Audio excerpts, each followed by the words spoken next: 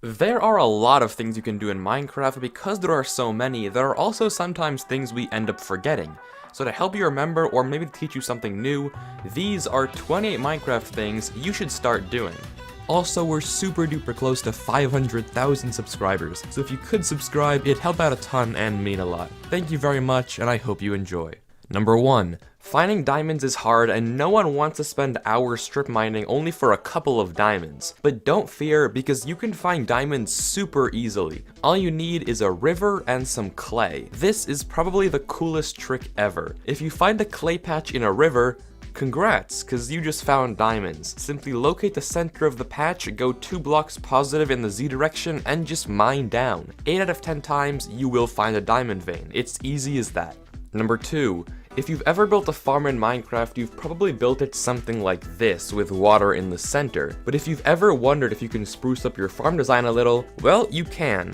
You see, crops can hydrate through anything, it doesn't have to be farmland. Your plants will grow just as well if separated by stone, coral, or even air. Yeah, crops can hydrate through straight up air. Pretty cool and useful if you ask me. Number 3. On the topic of mining, let's look at another cheap trick. You may or may not know that if you set up a piston above a composter and push yourself in, you can locate the nearby caves. But that's not the end of it. You can actually do the same thing with gravel, which is much easier to find than the iron and redstone required for a piston. If you want a better use than just finding caves, you can locate the portal room of a stronghold this way, which will definitely save you a lot of time. Number 4. Creepers suck, don't they? There's nothing worse than a long day of mining only for a creeper to suddenly erupt and make you lose all the stuff you've been carrying around. But these things can be super easy to kill if you know how. Because explosion damage is calculated from distance to your feet, if you place a block in front of you as the creeper explodes, you can minimize the damage taken. I mean, these things barely pose a threat anymore. Number 5. On the topic of explosions, the Desert Temple Trap. This thing can be a pain, especially if you just finished looting the temple and happen to trip over the pressure plate on accident. But there's no need to worry. If you're fast enough, all you need is a bucket of water. Just break the block where the pressure plate is, place water in the gap, and you'll take almost 0 damage from the remaining TNT. Number 6. We can take the previous tip one step further. Assuming you didn't accidentally set off the trap, you can actually use it to your advantage. For example, if you're speedrunning and find a desert temple, you can actually loot it in seconds even with no items. Once you break your way down, break the block in the center and grab all the TNT. After that, just place 1 TNT in a corner of the chamber, light up the pressure plate, and hop back into the hole. Once you're in, you should be completely safe and enjoy as the TNT explodes all the chests around you, allowing you to loot all the treasure in seconds and take almost no damage in the process. Number 7. Buried treasure is even cooler than Desert Temple treasure, but it can sometimes be a pain to find. I mean, you think you're on the X, but you can't find the chest, and suddenly there's water everywhere, and it's just not fun at all. Well, it's actually super easy to find the chest. If you open up the F3 menu and locate the chunk section, look at the coordinates within the chunk. The chest always generates at 9,9. Using this, you can locate the chest hassle-free every single time and enjoy the treasure with no trouble. Number 8. Let's say you're in creative mode and build a piston door or any sort of structure and you misplace a block. Sure, you can build all the way around to reface it, but you don't have to at all. If you're on Java, just left and right click at the same time and boom, you can rotate any block just like that, hassle-free. Number 9. Moving villagers can suck. These guys always seem like they don't want to cooperate with you. And who wants a mending book when it will cost you 5 hours of time maneuvering them around? But as per usual, it doesn't have to be this hard. If your villager has a profession, he'll follow you temporarily whenever you open his trade interface. Using this, you can actually get him to follow you through hallways and even up staircases. I really wish I'd known this earlier. It's really easy to do and can save a lot of time. Number 10. Have you ever built something high up and then realized you wanted to build a layer down but you have no water? Well, perfect, because there's another way to do that and it's pretty easy. All you need is 2 trapdoors. If you go a block out and place a trapdoor on the bottom half of the new block, and then place another trapdoor on the top half of the old block, you can then get right on the edge and go into crawl mode. While you're there, shift right clicking on the top of the upper half trapdoor will place a block below it, allowing you to staircase or build downwards. Once you're done, just remove the trapdoors and repeat to your heart's content. Number 11. After using a sponge to collect water, you may know that putting the wet sponge into a furnace gets you a dry sponge again. However, what you might not know is that once you have fuel in the furnace, you can then put an empty water bucket underneath and recollect the water. You can even do it all in one go if you have a lava bucket to spare, since it automatically empties when you use it. Just make sure you put that excess lava fuel to good use. Number 12. Lava is the most abundant resource in the Nether, and water is the complete opposite. Apart from placing it in a cauldron, there's no other way to get water in the Nether. Or is there? Using a glow lichen, if you place down lava and then a glow lichen on top of it, it will actually form water in the Nether. Sadly, this glitch only worked in several snapshots and was recently fixed, but hey, if you want to break Minecraft for your friends, this is a good way to do it.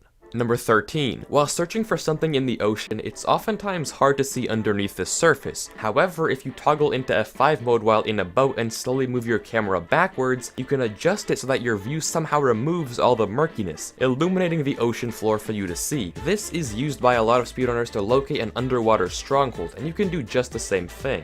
Number 14. The same thing works in lava, and not just water. Building in lava can suck, especially if you don't know what's around you, but if you set up a slab on the bottom half of a block over a lava lake and splash yourself with fire resistance, you can pop underneath and see the entire lava floor without any blur or distortion. This is great for mapping out nearby terrain and giving you a good idea of how much space you have for your fiery contraptions. Number 15. Minecarts are a fun way to travel but can end up being pretty expensive when you have to craft so many powered rails. And what's the point of building a roller coaster for your friends if it leaves you broke afterwards? Well, luckily it doesn't have to. If you place a pig with a saddle in a minecart, it becomes a superior form of transportation. You can control a pig with WASD and they can go as fast as powered rail minecarts, but on regular rails. Not to mention, it can climb up and down slopes with no problem. Plus, it doesn't even need the rails, that's just a bonus to go faster. Now your coasters can be exotic, custom, and most importantly, cheap. Number 16.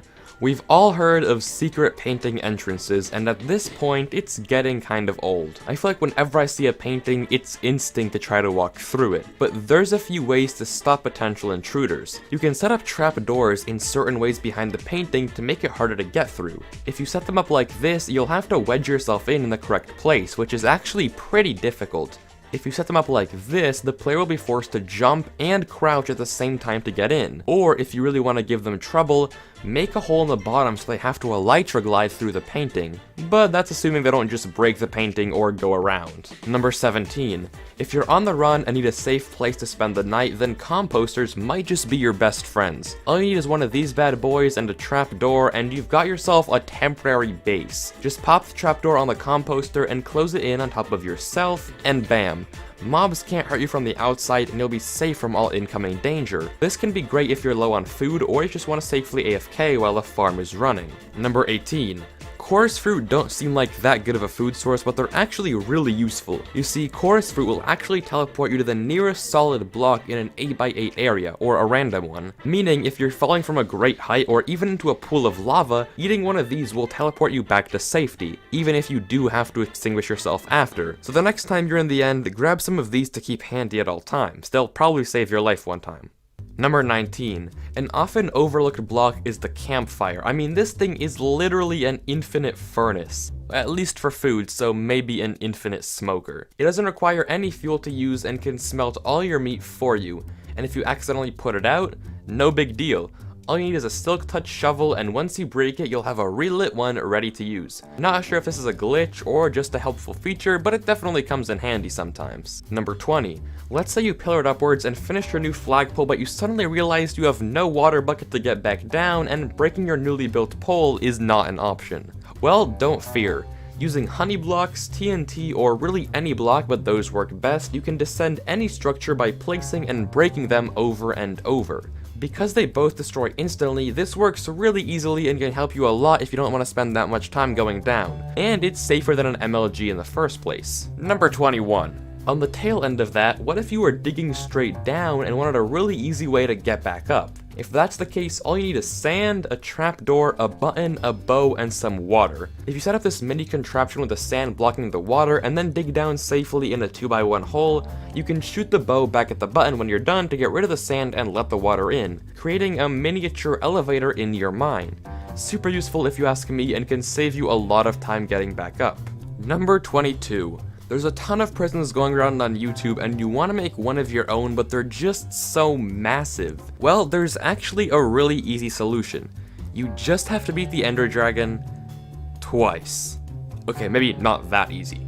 On single player, if you have a few End Crystals to spare, that inescapable prison dream will become a reality. Just begin the dragon summoning ritual by placing in the 4 End Crystals, but as the towers are respawning, log out and log back in.